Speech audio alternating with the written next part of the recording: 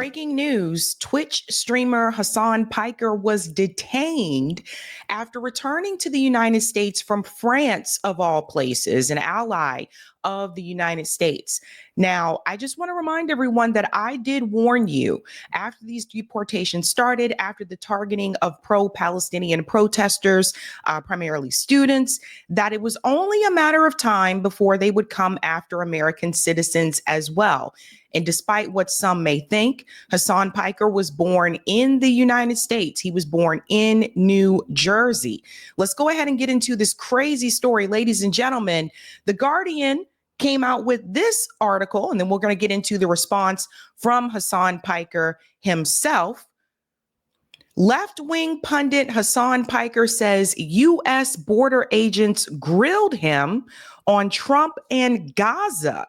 U.S.-born progressive streamer says officials at Chicago airport led him to a private room on return from France. Again, like I said, Hasan Piker was not coming from a country that the U.S. does not consider to be an ally. He wasn't coming from Russia. He wasn't coming from China. He wasn't coming from Iran. He was coming from France, of all places.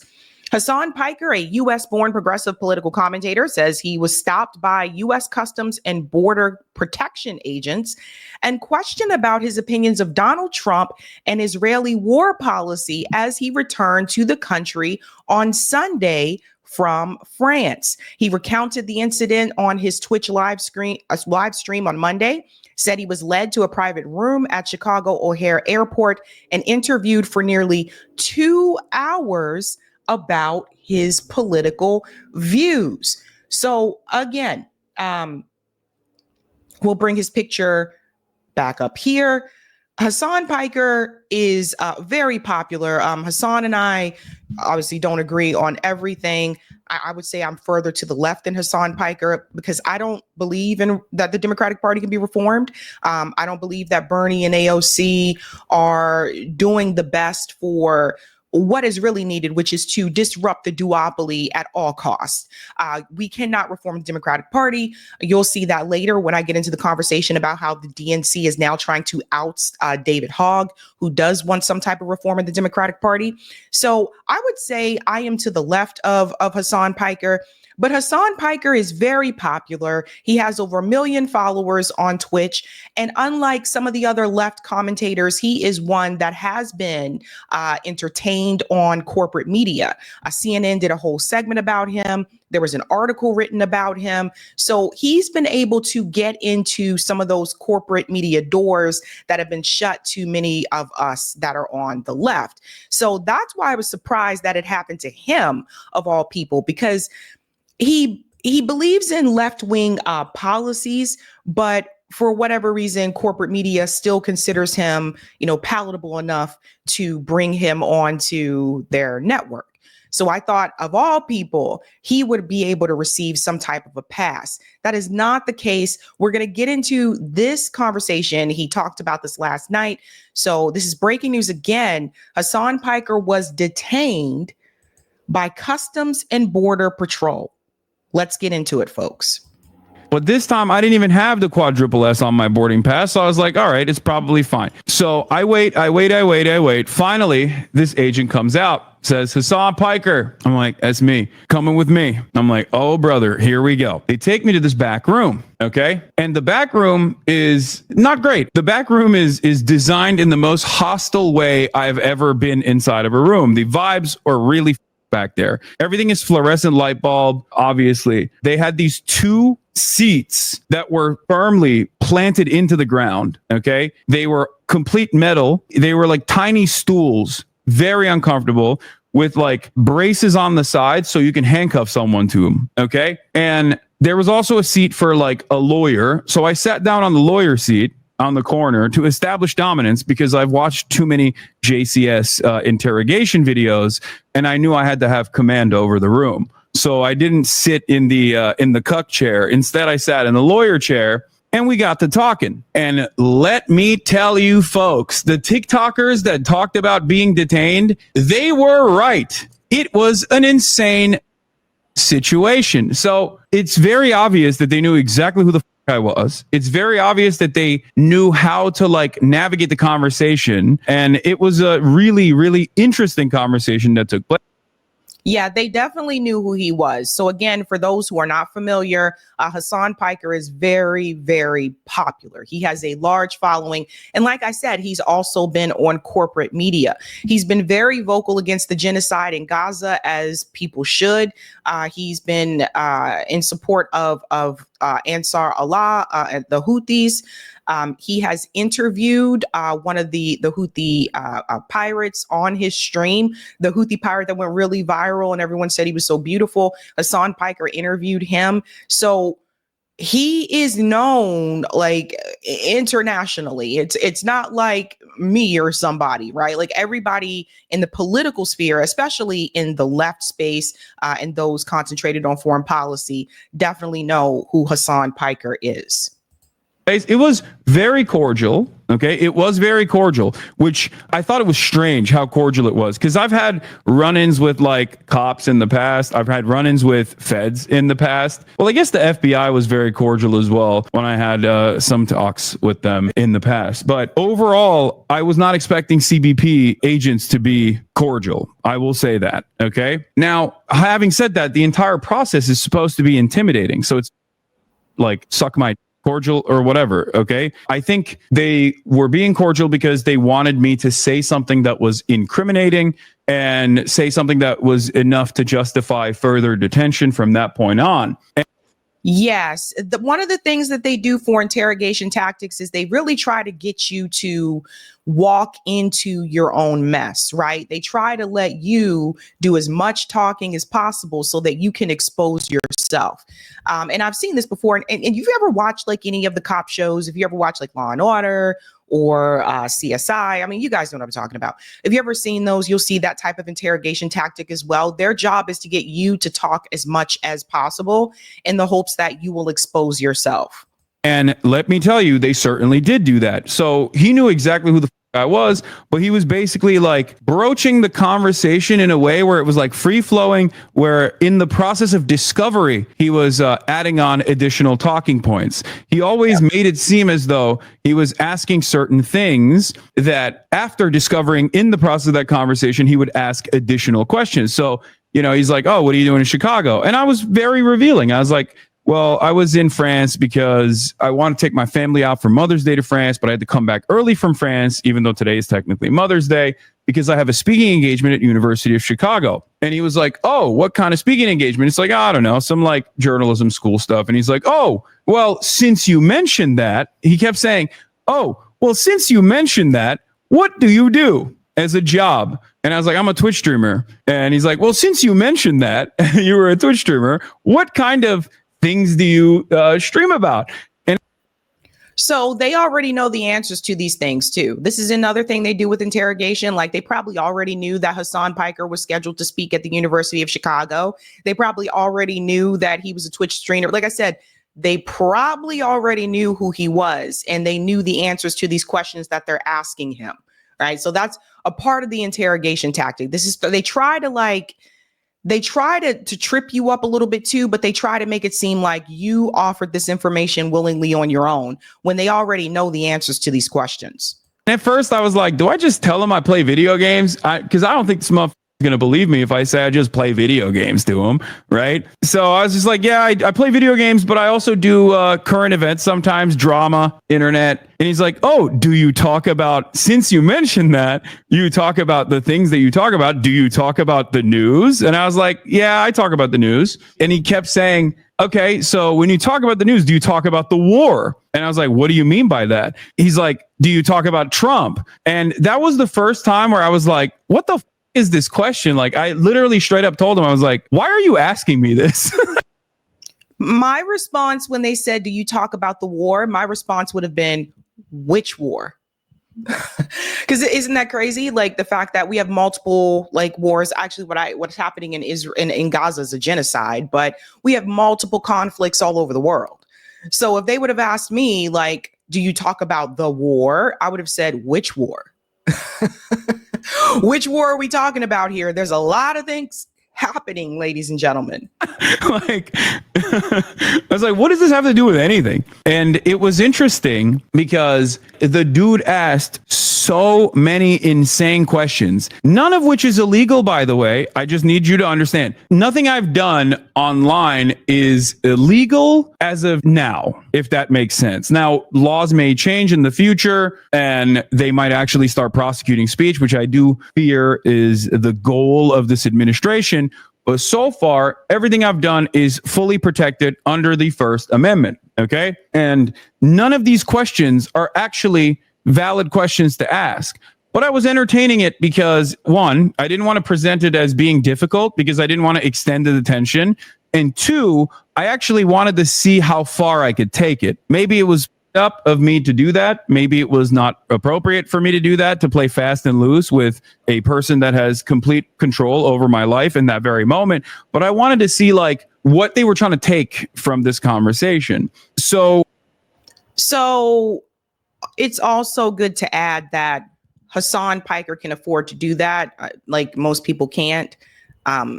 He's wealthy, right? So he makes a lot of money and he can afford to take it further if he wanted to, because he has the money to tap into the right resources to get himself out of the situation if need be. So that's important to add here, because I don't want people to hear this and they end up in this situation and thinking, well, I can do this as well because Hasan Piker did it. I'm gonna see how far I can take this. Like, no, you have to know, like, he's a millionaire and he has the money and the resources to try to get himself out of the situation. He has the money and the resources to get the best lawyer if need be. So that's important to add. You know, instead of just pleading the fifth as I'm supposed to do in situations like this, I just kept giving him answers. And there were definitely areas where I was very revealing about my position, knowing full well that they know exactly what they're looking for. I saw no reason to hold back on certain things. So I said, I don't like Trump. I was like, what are you going to do? It's protected by the First Amendment. I don't like Trump. Yes. Right. Like, I was like, I'm not fond of him. I don't like him. He said he was going to end the wars. He hasn't ended the wars. What the is up with that? You know? And the guy actually was very sympathetic. The agent was very sympathetic. And I don't know if it was like a JCS style interrogation technique to come across as sympathetic to like invoke some kind of positive feelings out of me in an effort to like get me to reveal something maybe that'll trip me up, or because he just genuinely was sympathetic and he had the vibes of someone who was like, I don't know why I'm doing this, right? But he was like, listen, I'm Iraqi, so I know. And let me tell you, I do think that him being Iraqi played a big role in this, because if he wasn't, there was a lot of Redditor ass white boys that are at Customs and Border Patrol at O'Hare Airport. I saw them walk by. There was a dude who looked like he was like 25 max, but he was balding. And I knew immediately, if that motherfucker is my agent, I'm screwed. I'm going to CCOT. This dude is going to literally cook me. So I got a little. Yeah. So I'm glad that he mentioned that. That's important to note because, yeah, he probably is going to be a little bit more sympathetic because he's from the Middle East, right? Whereas others may not be. And again, like, notice he said his agent. So again, Hasan Piker has an agent. Like I said, he has like a whole like PR team and all that type of stuff. So if he ends up in said situation, there are people and resources in place that can help him that may not be able to help you. So that's important for people to note. But yeah, I'm glad that he added that part, that the gentleman who was talking to him was Iraqi, so he's familiar with the wars, especially the regime changes. Lucky. I got a little lucky. All right. I will admit. So basically, I think the reason why they sent the Iraqi CBP agent is because they bracket you into different categories. For me, they wanted to conduct an investigation about my involvement with Hamas and my involvement with the Houthis, or they suspected my involvement with Hezbollah. Straight up. That's literally what this conversation was about. And it's not even a joke. Like, they literally tried to get something out of me that I think they could use to basically detain me permanently, which is insane because there is no direct connection or direct involvement. So we're talking, you know, I'm telling him like, oh, I'm Chicago. I'm going to be speaking there for the journalism school. I told him like, you know, I don't like Donald Trump. And I was like, so why are you guys doing this? And he's like, oh, it's just like routine. It's a routine process. I was like, it doesn't feel too routine. And basically, my big fear from the entire situation was like, if they were to ask for my phone, not that there's anything incriminating in my phone, but I don't want the federal government inside of my phone beyond all of the times where they probably have been engaging in like warrantless surveillance on my phone or whatever like, it's not your business. You know what I mean? It's none of your business. It's a goddamn free country. Like, there's privacy laws for this kind. So for those of you who don't know, by the way, they can't actually unlock your phone, but if you have biometrics on your phone, they could technically use that and put the phone to your face and unlock it that way. Yep. So yeah. And one of the things that they could do, or they could have done, like I said, he did interview one of the Houthis. They could say that, well, you have a relationship with a Houthi like rebel, and they could say you have a relationship with terrorists and that's treason and all that type of stuff. Like, they could go to that extent if they really wanted to. Again, like I said, luckily for Hasan, it didn't go that way for him, but it's basically an intimidation tactic. They're trying to scare people. They're trying to instill fear in you because they don't want you to talk to these people. Like, they don't want you to talk about negatively about Israel, apparently also about Trump, apparently with this, but they don't want you to have anti-West talking points. That's really what this is all about. Is the same thing I said before about them detaining the pro-Palestinian protesters, the students. It's the same thing they're trying to do, guys. They're trying to intimidate these students. They're trying to, invoke fear in them so that they'll stop protesting, so that they won't speak out against Israel. Again, imagine all this for a country that's not our own. Everybody should have a problem with this. And that's what the goal is, to scare you, or to maybe make Hasan feel like maybe you shouldn't leave the country anymore from now on, because this is how this all happened. He went to France and he returned back to the United States. So this also goes to show you it doesn't really matter what country you go to, right? So before, they were primarily, I think, targeting people that were going to like Lebanon, Russia, some people that, had traveled to China, been detained, like that type of thing. And of course, Iran. But now, this goes to show that it doesn't really matter what country you go to. If you have been critical of Israel and you're on a list, I would assume Hasan Piker is probably on a list. And especially since he's received so much media attention from corporate media. So if you're one of those people on that list, it really doesn't matter what country you went to. You left the US and now you're coming back. And so that's their way of trying to get you. It's important to note. Just so you know, they could technically do that. Okay. They could technically do that. But there's a trick. Either you get a burner phone when you're traveling internationally, or if you have your regular phone, you can just do a passcode by either canceling biometrics, or if you forgot to cancel biometrics, like your Face ID, what you can do is click it 5 times. If you click hold 5 times in a row, it will actually disable Face ID and it will force you to put your passcode in. And because there are laws against like the agents not being able to force you to put your passcode in, they can't actually access your phone like that. Now, there's different methods of how they can access your phone. From what I understand, they can also put it on a computer and just like plug it into a machine, and the machine just basically takes all of the information in your phone. So it is what it is. I don't know if you can actually do that if your phone is on, but I was thinking. Yeah, I was just going to add, they don't need your passcode to get into your phone. Thinking about all these things, I had already unlocked the biometrics. Like I disallowed biometrics, and it's a Faraday cage once you get into the detention center anyway. So you can't actually send any text messages once you're in there. There's no access to the internet. I'm sitting there and they're asking me about Trump. They're asking me about like Hamas. And he kept saying stuff like, do you like Hamas? Like, do you support Hamas? Do you think Hamas is a resistance group? Do you think Hamas is a terrorist group or a resistance group? Like, he just kept asking over and over again, right? And I kept repeating the same statement over and over again. I kept saying a couple different things. One, in terms of like Israel and all the wars, I was like, I'm on the side of civilians. I want the endless bloodshed to end. I am a pacifist. I want wars to end. I just kept repeating that over and over again. Every single time he asked me a question, I just kept repeating that. And every single time he asked me a question, a leading question about Hamas, I kept saying the United States State Department recognizes Hamas as a terrorist organization. The United States State Department recognizes Hamas as a terrorist organization. So he just kept asking me over and over again, like Hamas, Houthis, all the trying to be like, oh, do you support them? Do you like them? Like, what do you think about them? Which I thought was insane, because the reality of the matter is, up until this very moment, if you were to say, as an American citizen, you stand 10 toes down with Hamas, or you stand 10 toes down with the Houthis, or whatever they can't deny you entry into the country for that. But I don't know what they're trying to do. So I was like, I'm not going to go beyond it. I'm not going to go beyond just like reiterating over and over again. So this is what I was warning people about.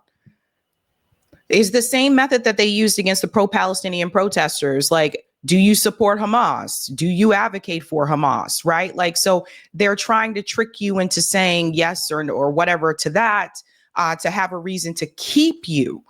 And people say deport. You can't really deport Hasan. He was born in New Jersey.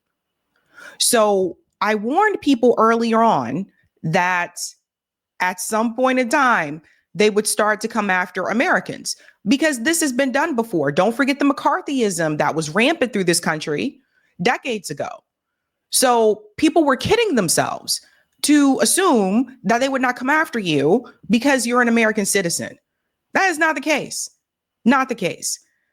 Tonight, Tuesday night, I'm going to talk about Max Blumenthal's trip to Iran and him meeting up with Professor Morandi. And I've been thinking, man, I don't know. I'm curious if this is going to happen to Max and his family, because they're in Iran. So I wonder, when they try to come back to the United States, are they going to be detained? Because Hasan Piker went to France. They're really trying to scare people, guys. Really trying to scare you. We're going a little bit more here, and then I want to show you Cenk Uygur's response to this, who is Hasan's uncle. American government's position is that Hamas is a terrorist organization. But then he just kept asking me about the Houthis. He's like, well, do you agree with the terrorist designation for the Houthis? And I said, I'm of the Brookings Institute mindset that in 2020, when Donald Trump initially designated the Houthis as a terror organization, that was a major mistake. I talk about these issues from an academic context with humanitarian rights organizations and with academics and with journalists. As a matter of fact, this is completely protected under First Amendment laws. And therefore, I don't understand what the reason why we're having this conversation is. And I kept saying that over and over again, at which point he just kind of gave up. But what I thought was really interesting was, and I even followed it up with, like, I said, I call balls and strikes. And there are things that Trump has done that I actually agree with. And I'm not shy about saying those things, even though initially he said he was going to end all these wars. He hasn't done so. I think these wars are unnecessary. They're costly. And a lot of civilians die in the process. I don't think it's appropriate. I think it's very inappropriate, and it must end, right? Like that's my position. But I do think that Trump did a good thing where he implemented a ceasefire with the Houthis. So when he does stuff like that, when I agree with him, I tell him what's what. When I agree with Trump in a decision, I'm open about it, right? So I explained that to him, and I just yapped away over and over and over again. And what I found to be particularly interesting was, in the first half of the conversation, it was just like basically a fact-finding mission, right? Try to get me to say something that I think would be of interest. In the second part of the conversation, there were some real actionable items that he presented that, depending on how I answer those questions, like, I'm going to jail. Because the first stuff was just illegal for him to ask me those questions, and completely idiotic and ridiculous. And I think they did it because they know who the fuck I am, and they wanted to put the fear of God into me, not knowing that I'm a stubborn piece of and that's not going to work at all, right? The second half of the conversation was actually like, because he left, went away for like 35 minutes, came back, and then he asked like actionable items. But one thing that I will take note of that I thought was very interesting was the fact that a lot of that like the Ethan Kleins of the world have like cried about over and over again were unironically brought up in that conversation. And I was shocked. I was shocked. Okay. Not like the bleach sword, obviously, but like the Houthi. Like, did you interview a Houthi? It says here that you interviewed a Houthi. And I was like, or was he actually a Houthi? And I was like, he's not. You can look to all of the reporting that came out afterwards and before I interviewed him, that he's not a Houthi, that he is a regular Yemeni citizen. And I said, like, his name is Rashid al-Haddad. He is not even a Shia. And the dude, luckily, again, Iraqi, went, oh, yeah, that's right. That's a Sunni last name. Al-Haddad is a Sunni last name. So you see, so I think this is what saved Hasan Piker. And my apologies, I forgot to correct that earlier, that he was described as a Houthi rebel earlier on, but he apparently was not. This is important for people to hear. And I wonder about the people who have, because people have interviewed members of Ansar Allah. And so, again, some of them don't live in the United States that have had those interviews. But I do wonder, like, you know, who are they going to come after next? Right. Like now it's like, as a commentator or those individuals, they are journalists. I consider myself to be a commentator. As a journalist, they are really putting their lives at risk, interviewing people, trying to get the other side of the story that corporate media just isn't giving you. And that should be allowed. And if you support free speech, you should support that. You know, to me, this is not a argumentative situation. If you support free speech, you should support journalists being able to get the other side of the story, whether you agree with it or not. And now, you know, this country has been attacking free speech for years. And I just see us closer and closer. You know, it happened under Biden. Now it's happening under Trump administration. It's happened under both parties. So he must not have been a Houthi. And the very fact that that was like a point of contention that could have gotten me arrested is insane. And I genuinely, in that moment, was thinking like, these dumbass slop tubers are actually playing with fire. And I even thought about not even mentioning this because I was like, I don't want to give him any sort of like power over the situation. But like the reality of the matter is 100% the Trump administration is inadvertently working with a lot of these dip are playing a formative role in getting people in trouble with the law. Okay. And there are even so-called independent commentators that are participating in this as well. Look, like I said, Hasan Piker and I don't agree on everything. I really don't appreciate, you know, the way that he bashed like third parties and all that type of stuff. That being said, people should not be detained because of their speech. I've been calling this out. I have a problem with it. I don't care who it happens to. I have a big problem with it. Now, Cenk Uygur did say something here. Again, Hasan is his nephew. Border agents detaining and interrogating Hasan proves two things. They are targeting U.S. citizens as well. What did I tell you guys? And they asked him about his policy positions on Israel and Trump. This is a frontal attack on freedom of speech. That this is when you show if you have principles or not. Freedom of speech isn't speech you agree with. It's for speech you don't agree with or the government doesn't agree with. You don't have to protect perfectly lovely speech when no one objects to. Who no one objects to. So whether you agree with Hasan's views on Israel or Trump should be irrelevant. Also, why is our border security agents asking about a foreign country and their wars? Are we not going to let U.S. citizens back into the country if they have the wrong opinion about Israel? I think that's a good question. Good question. Again, I don't agree with Cenk on a lot of things either, but the reality is, this is a problem. If you support free speech, you should be against what just happened to Hasan.